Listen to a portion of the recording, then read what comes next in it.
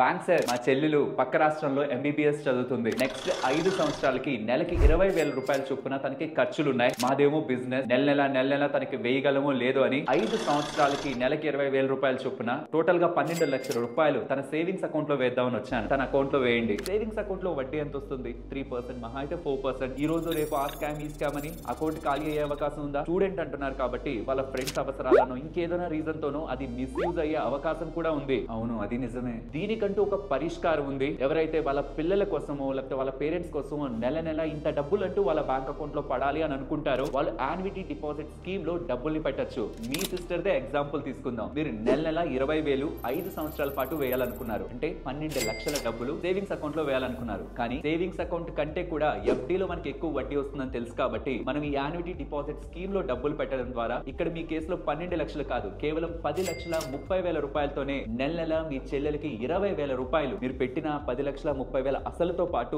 Generate అవుతున్న వడ్డీతో కలిపి 5 సంవత్సరాలకి డివైడ్ అయి వెళ్తుంది. 5 సంవత్సరాలు పూర్తయ్యే నాటికి మీ అసలు వడ్డీ తనకు కావాల్సిన నెలవారీ అవసరాలని తీర్చుంటుంది. ఇప్పుడు మనం మాట్లాడుకున్న యాన్యుటీ డిపాజిట్ స్కీమ్ అండ్ ప్రతి నెల కేంద్ర ప్రభుత్వానికి సంబంధించిన ఏ స్కీమ్స్ మనకి బ్యాంక్ లో డబ్బులు వేస్తున్నాయని ఒక పూర్తి సమాచారం ఛానల్లో ఆల్రెడీ చెప్పాను. షేర్ చేయడం మర్చిపోవద్దు.